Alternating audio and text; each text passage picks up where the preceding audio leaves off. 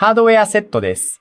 Xiaomi ロボット掃除機 S40 のアプリ設定方法を紹介します。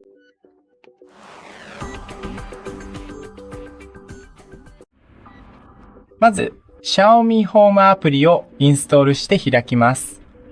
同意して、ここで地域を選択し、Xiaomi アカウントでサインしてください。少しお待ちください。はい。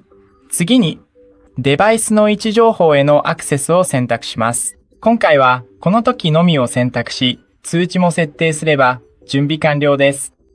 ここで、プロフィールに入り、Xiaomi Home から別のデバイスを追加できます。